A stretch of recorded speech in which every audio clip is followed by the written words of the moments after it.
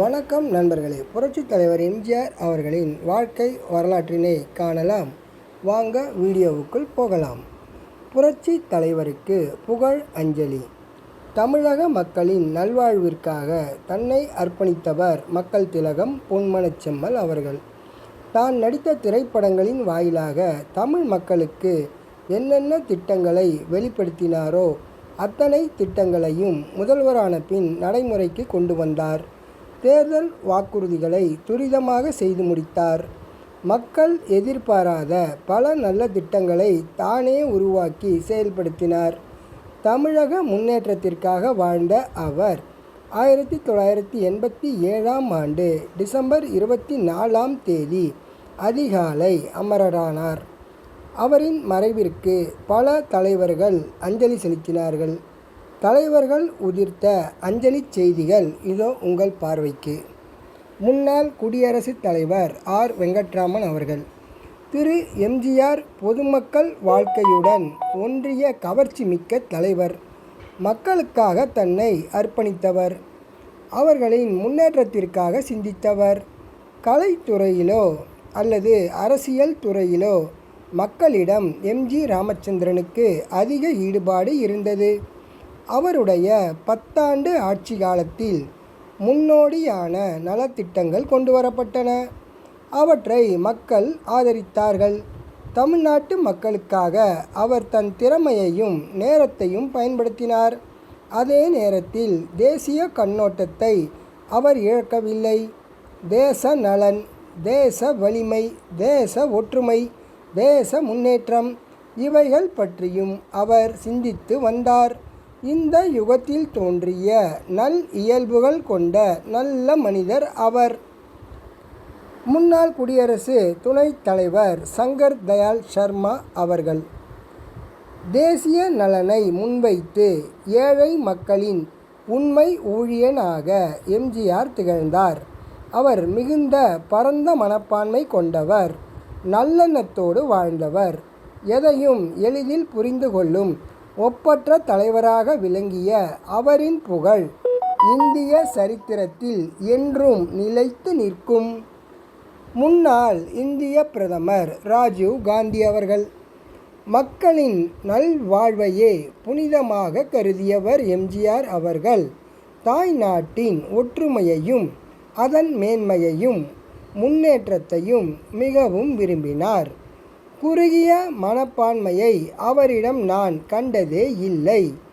இந்திய மக்கள் மட்டுமல்லாமல் இலங்கை மக்களும் அவரின் சேவைக்காக என்றென்றும் நினைவில் வைத்திருப்பார்கள். இலங்கை தமிழ் மக்கள் ஒற்றுமையாகவும் கௌரவமாகவும் மரியாதையோடும் மகிழ்ச்சியோடும் வாழ்கின்ற வகையில் அவர்களுக்கு சம உரிமையை பெற்றுத்தரும் போராட்டத்தில் தன்னை முழுமையாக ஒப்படைத்து கொண்டவர் அவர். எந்த பிரச்சனைக்கும் வன்முறை தீர்வாகாது என்பதில் நம்பிக்கை கொண்டவர். மகாத்மா காட்டிய பாதை மூலம்தான் உரிமைகளை பெற வேண்டும் என்ற கருத்தில் முழு ஈடுபாடு கொண்டவர் எம்ஜிஆர் அவர்கள். சுத்தமான பவித்திரமான இதயத்தோடு வாழ்ந்த அவர் என்றென்றும் வாழ்ந்து கொண்டு இருப்பார். முன்னாள் தமிழக ஆளுநர் குரானா அவர்கள். ஒப்பற்ற மக்கள் தலைவரை இந்த நாடு இழந்து தவிக்கிறது. நல்ல பல குணங்களை அவர் சிறப்பாக பெற்றிருந்ததாலே மக்கள் அவரை தங்கள் சிம்மாசனத்தில் வைத்திருந்தனர். அவர் மக்களுக்காகவே வாழ்ந்தார். மக்களும் அவருக்காகவே வாழ்ந்தனர். அவரை இழந்து துக்கத்தில் ஆழ்ந்திருக்கும் தமிழக மக்களுக்கு என் ஆழ்ந்த அனுதாபத்தை தெரிவித்துக் கொள்கின்றேன். அவரின் சாதனைகள் என்றென்றும் வாழ்ந்து கொண்டே இருக்கும். நாவலர் ரா. நெடுஞ்செழியன் அவர்கள். இந்திய மக்களின் குறிப்பாக தமிழக மக்களின் இதயத்தில் நிறைந்து எல்லோராலும் போற்றப்பட்டு புகழப்பட்டு பாராட்டப்பட்டு வந்தவர் நமது தமிழக முதல்வர் புரட்சித் தலைவர் எம்ஜிஆர் அவர்கள். எல்லோரையும் திகைக்க வைக்கும்படி எதிர்பாராத வகையில் திடீரென்று மறைந்தது ஆறா துயரை அளிக்கிறது, வேதனையை தருகிறது. ஆறாத ரணத்தை கொடுத்திருக்கிறது. டாக்டர் காளிமுத்து அவர்கள். புரட்சித் தலைவர் எம்ஜிஆர் உழைப்பு, கடமை, தவறா பண்பு, தத்துவ தெளிவு, தடுமாறா மன உறுதி இவற்றின் மொத்த உருவமாக திகழ்ந்தவர். முத்தமிழ் திருநாட்டின் காவலர். வையம் உள்ளவரை வாழ்வாங்கு வாழ்கின்ற மேதை அவர். கம்யூனிஸ்ட் தலைவர் கல்யாணசுந்தரம் அவர்கள். மக்கள் திலகமான எம்ஜிஆரின் மறைவுக்கு இரங்கல் செய்தி கூற வேண்டிய நிர்பந்தத்தை எண்ணி துயரம் அடைகின்றேன். அவர் இல்லாத தமிழகத்தை பற்றி சிந்திக்கக்கூட முடியாது. திரை உலகிலும் சரி, அரசியலிலும் சரி, அவர் பிறரால் எண்ணி பார்க்க முடியாத அளவிற்கு புகழ்பெற்றவர். அவர் தலைச்சிறந்த குணச்சித்திர நடிகர். தனது திரைப்படங்களின் மூலமாக சமுதாய மாற்றங்களை வலியுறுத்திய வள்ளல். தனது 10 வருடகால ஆட்சியில் நலத்திட்டங்கள் பலவற்றை வகுத்து மக்களின் துயர் துடைத்த பெருந்தகை அவர். அதன் மூலம் மக்களின் அன்பை பெற்றவர். இந்திய நாட்டின் ஒற்றுமையையும் ஒருமைப்பாட்டையும் காக்க மிகுந்த அக்கறை காட்டிய தேசபக்தர் அவர். ராமசாமி அவர்கள். இவர் நகைச்சுவை நடிகர், வழக்கறிஞர். எம்ஜிஆர் அவர்களுடன் பல படங்களில் நடித்தவர். காலம் சென்ற முதல்வர் எம்ஜிஆரிடம் நெருங்கி பழகியவன் என்ற முறையில் அவரிடம் மிகச்சிறந்த குணநலன்கள் இருந்தன. அதுதான் அவரது வெற்றிக்கு காரணமாக அமைந்தது என கூறலாம். ஒரு அசாத்தியமான மனோதைரியம் அவரிடத்தில் இருந்தது. அத்துடன் விடாமுயற்சி, தன்னை தெரியாதவர்களுக்கு கூட உதவி செய்கின்ற மனப்பான்மை, தாராள குணம் முதலியவை அவரிடம் நிறைந்து இருந்தன. மற்றவர்களுக்கு முன் உதாரணமாக வாழ்ந்த அவர் என்றென்றும் நிலைத்து இருப்பார் மக்கள் இதயங்களிலே. திராவிட கழக தலைவர் வீரமணி அவர்கள். மக்களின் தலைவர் எம்ஜிஆரின் இழப்பு தமிழகத்திற்கு ஏற்பட்டுள்ள மிகப்பெரிய பேரிழப்பு ஆகும். தமிழகம் மட்டுமல்ல, அனைத்து மக்களும் அவரை நன்கு அறிவார்கள். அவர் மக்களுக்காக சிந்தித்தார், மக்களுக்காகவே வாழ்ந்தார். திராவிட பாரம்பரியத்திற்கு எடுத்துக்காட்டாக திகழ்ந்தவர். அலை கடலின் நடுவே கப்பல் தடுமாறுவதைப் போல தமிழக மக்களின் மனதில் சூன்யம் ஏற்பட்டுள்ளது. அவருடைய இழப்பினால் யாருக்கு யார் ஆறுதல் கூறுவது என்றே புரியவில்லை. ஒருவருக்கு ஒருவர் ஆறுதல் கூறிக்கொள்ள வேண்டியவர்கள் ஆகிவிட்டோம். முன்னாள் காங்கிரஸ் தலைவர் கருப்பையா மூப்பனார் அவர்கள். மதிப்புக்குரிய தமிழக முதல்வர் எம்ஜிஆர் அவர்களை நாம் இழந்து விட்டோம். அவர் வாழ்ந்த காலத்தில் தமிழகத்திற்கு மட்டும் தலைவராக வாழ்ந்துவிடவில்லை என்று நினைக்கும்போது நாம் பெருமைப்பட வேண்டும். அவர் தேசிய உணர்வோடு தேசிய வாழ்க்கையை வாழ்ந்தார். தேசம் ஒன்றுபட வேண்டும், உயர்ந்து வாழ வேண்டும் என்பதற்காக வாழ்நாள் முழுவதையும் அர்ப்பணித்தவர். கோடிக்கணக்கான தொண்டர்கள் மத்தியில், மக்கள் மத்தியிலும் இதய தெய்வமாக வாழ்ந்த அவர் அமரராகி விட்டார். அவர் அமரத்துவம் அடைந்து விட்டாலும் அவர் வாழ்ந்த காலத்திலே செய்த சேவை பணிகளை, முயற்சிகளை நாம் என்றென்றும் மறக்கக்கூடாது. முன்னாள் மந்திரி சிதம்பரம் அவர்கள். மக்களின் அன்புக்கு பாத்திரமான மாண்புமிகு முதல்வர் எம்ஜிஆர் அவர்கள் திடீரென அமரரானது குறித்து ஆழ்ந்த அதிர்ச்சியும் வேதனையும் அடைந்தேன். அவர் பலருக்கும் பல வகையில் பிரியமானவராக இருந்தார். தேசிய பற்றுள்ளவராக திகழ்ந்தார். அவர் ஏழை எளிய மக்களிடம் காட்டிய அலாதியான பரிவும் அன்பும் அவரை மற்ற தலைவர்களிடம் இருந்து வித்தியாசமானவராக எடுத்து காட்டியது. அந்த மக்களுக்காக அவர் எடுத்த புதிய புரட்சிகரமான நடவடிக்கைகள், அவர்கள் பால் அவர் கொண்டிருந்த அளவில்லாத அன்பு அவருடைய புகழை காலமெல்லாம் நிலைக்கச் செய்யும். இது உண்மை. நடிகர் திலகம் சிவாஜி கணேசன் அவர்கள் எம்ஜிஆரை புரட்சித் தலைவர், குடும்பத் தலைவன், பொன்மனச் செம்மல், மக்கள் திலகம் இப்படி சொல்லிக்கொண்டே போகலாம். அவருக்கு எத்தனை பட்டங்கள் கொடுத்தாலும் தகும். அப்படிப்பட்ட அருமை தலைவரும் நானும் சிறு வயது முதலே ஒன்றாக இருந்தவர்கள், ஒன்றாக சாப்பிட்டவர்கள், ஒன்றாகவே உறங்கியவர்கள். அவர் இல்லாமல் நான் உண்ணமாட்டேன், நான் இல்லாமல் அவர் உண்ணமாட்டார். காலத்தின் கோலம், அரசியல் என்ற அரக்கன் எங்களை பிரித்தாலும் நாங்கள் எங்கிருந்தாலும் சகோதரர்களாகவே வாழ்ந்தவர்கள். உலகிலேயே கலை உலகத்தைச் சேர்ந்த ஒரு மாபெரும் நடிகர் இப்படி தனக்கென்று ஒரு கட்சி ஆரம்பித்து சிறந்த அரசியல்வாதியாக திகழ்ந்து இவ்வளவு பெரும் கூட்டத்தை தன் பக்கம் இழுத்தவர்கள் இந்த உலகத்தில் யாருமே இருக்க முடியாது. அப்பப்பா, எவ்வளவு சிறப்பான வாழ்க்கை!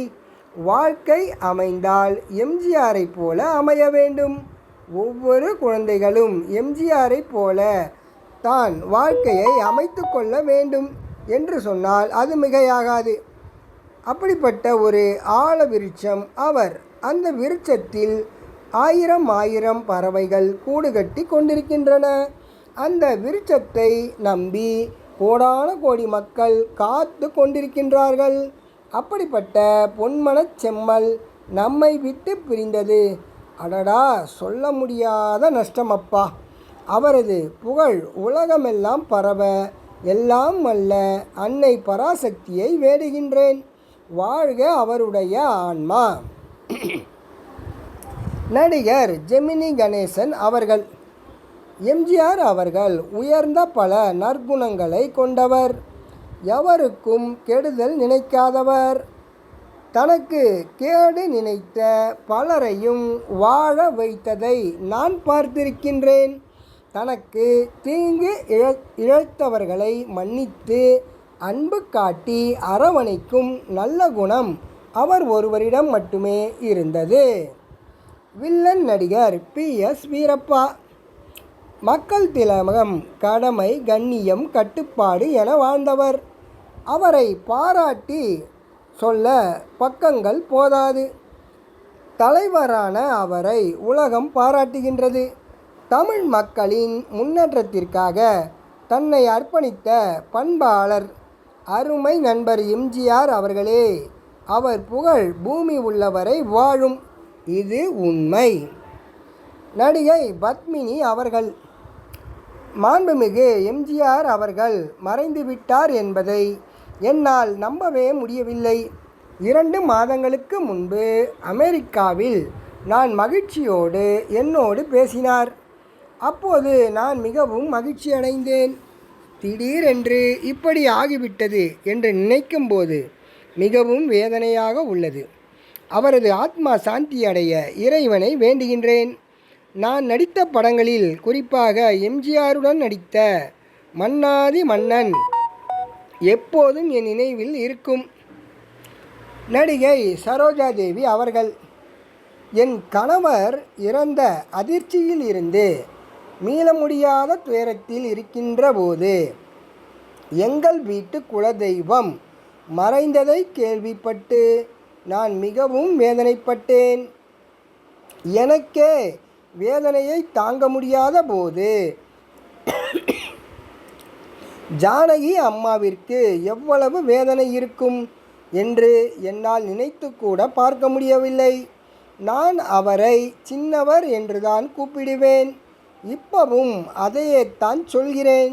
சின்னவருடைய ஆத்மா சாந்தி அடைய நான் கடவுளை வேண்டுகின்றேன். நடிகை KR விஜயா அவர்கள் தன்னை போலவே மற்றவர் உயர்வு அடைவதில் அதிக நாட்டம் கொண்ட அவரின் உள்ளார்ந்த பண்பை என்னால் என்றுமே மறக்கவே முடியாது. அவருடன் நான் நடித்த படங்கள் இன்றும் எனக்கு பசுமையாகவே இருக்கின்றன. தூய உள்ளம் கொண்ட அவர் மக்களின் துயர்களை துடைக்கவே மண் உலகில் பிறந்து மறைந்தார் என்றே சொல்லத் தோன்றுகின்றது.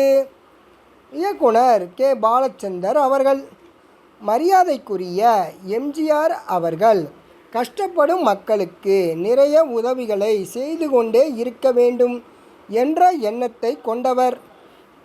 அவர் நடித்த எந்த ஒரு திரைப்படத்தை பார்த்தாலும் அதில் மக்களுக்கு சொல்ல வேண்டிய நல்ல கருத்துக்களை சொல்லியே ஆக வேண்டும் என்பதில் எம்ஜிஆர் மிக கண்டிப்பாக இருந்தார். அதனால்தான் அவர் மக்களின் இதயங்களில் வாழ்ந்தார். அவர் மறைந்த பின்னும் வாழ்ந்து கொண்டே இருப்பார். இயக்குனர் பாரதி ராஜா. மதிப்புமிக்க எம்ஜிஆர் மறைந்து விட்டார் என்பதை என்னால் ஏற்றுக்கொள்ளவே முடியவில்லை.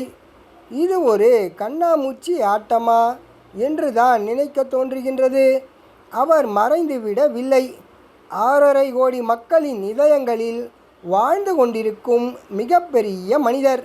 அவர் மனிதரில்லை, மனித தேசத்தின் மாமேதை. இந்தியாவின் கடைக்கோடி மக்களிடமும் அவர் அன்பு காட்டி இடம் பிடித்தார். கொடுத்து கொடுத்து சிவந்த கரத்தை உடையவர். அவர் என்னை பொறுத்தவரை நான் ஒரு தாயை இழந்துவிட்டு தவிக்கின்றேன். நடிகர் கமலஹாசன் அவர்கள். டிசம்பர் 14ஆம் தேதி 1987 எனது அண்ணன் எம்ஜிஆர் அவர்களிடம் விடை பெற்று அமெரிக்காவுக்கு சென்றேன். ஆஸ்காரை நோக்கி முதல் தமிழனாக சென்றேன்.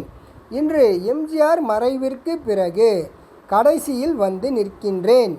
நான் செல்லும்போது எம்ஜிஆரின் கையை குலுக்கி அவர் காலில் விழுந்து நான் திரும்பி வரும்போது நீங்கள் வரவேற்க வேண்டும் என்றேன். அவரும் சரி என்று தலையசைத்தார்.